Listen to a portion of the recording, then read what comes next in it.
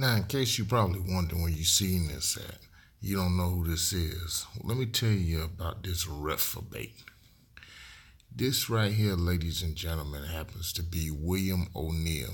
Now, for those who are 80s and 90 babies and ones in the early millennials, this was back during my time when I was coming up in the 70s and stuff. You know, because I was born in 68, so I was born on the heels of the Black Power movement and the rise of the Black Panther Party for self-defense. William O'Neal is what you consider, he's an FBI informant. AKA Coon, AKA Snitch. This is the man here that set up Fred Hampton and Ryan Clark being murdered on that night, like since yesterday, which marks that night, back in 1969, the murder of Fred Hampton and Ryan Clark by the Chicago PD, which was orchestrated by J. Edgar Hoover in the FBI. Now, here's a familiar picture. This was him right here. And this is the dossier. Look at the date. And that's coming up right again. I'll leave this picture like in my Instagram page, but here's a better one.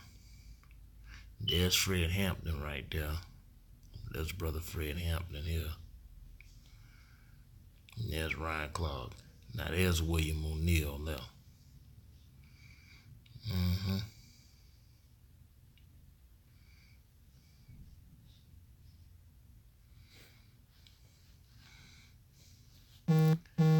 This is one of the reasons and stuff.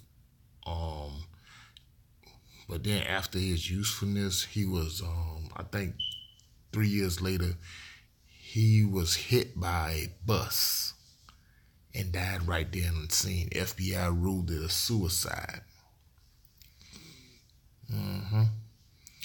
It ruled it a suicide, according to the FBI. Sort of like what they did with Sandra Bland. Now then, it just goes to get out here to go show you. Now let's fast forward to right now, where you're dealing with another agent. And I'm talking about Messy Jesse Jackson.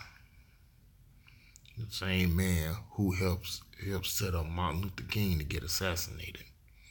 Now he comes out talking about saying that he's suffering from Parkinson's disease.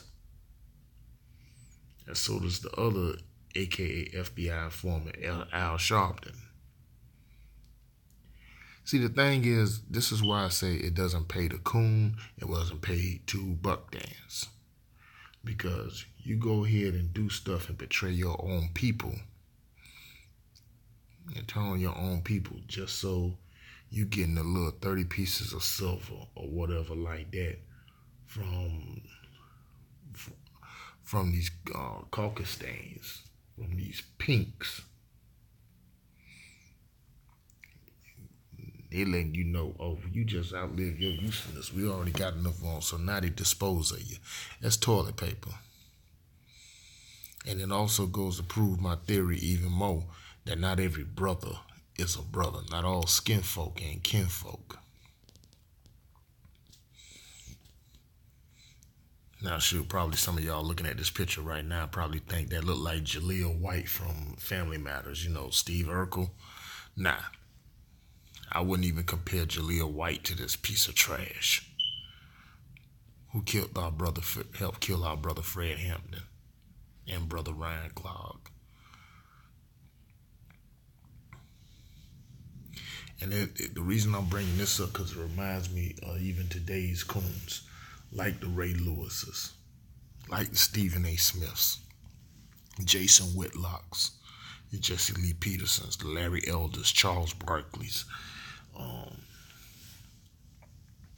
you know, and even some of these coons that be out here making YouTube videos like the E.T. Williams and the what's this other clown's name? Painless Risen and all these other cool fools, you know, that I'm not even finna get out here and mention it. I'm not finna use my channel to promote that shit.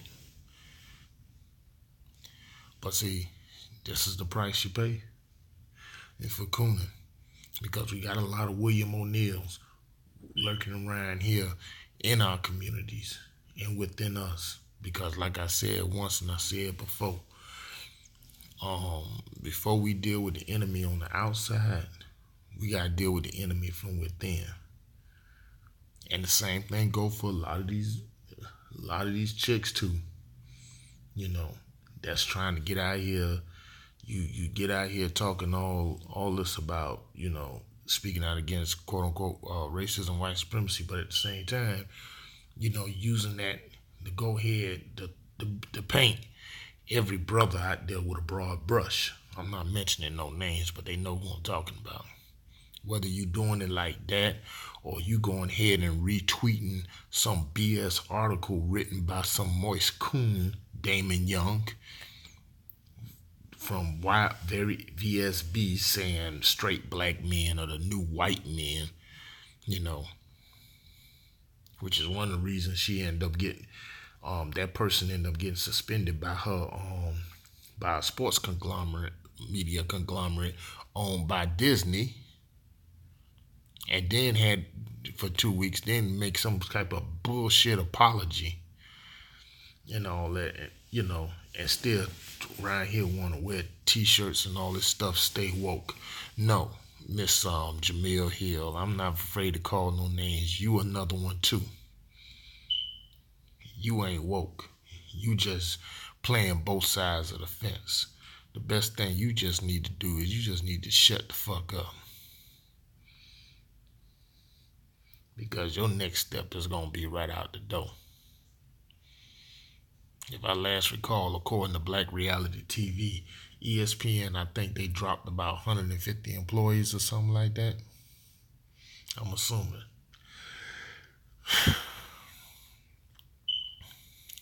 But this is just what you get. We got to deal with the Ryan O'Neills. We have to deal with the Jamil Hills. We have to deal with these so-called black feminists, you know, that want to get out here. You know, because you got an issue with some brothers who go ahead and lay down with somebody who they lay down. And I said it once, I said it again in my last video, which will Stop It, a 2-part one.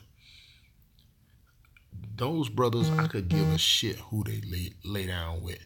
My only thing is, long as they don't coon, and long as they don't buck dance, as long as they don't put down their own people to make another demographic look better. That's my thing.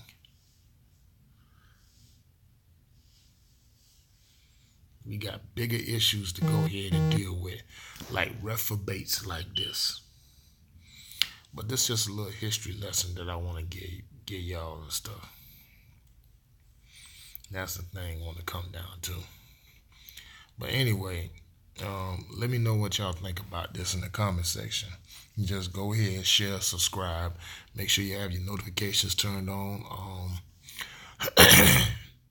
And if you like, you could donate. If you would like, you could donate at least donate $1 to my PayPal. Your donations greatly appreciated.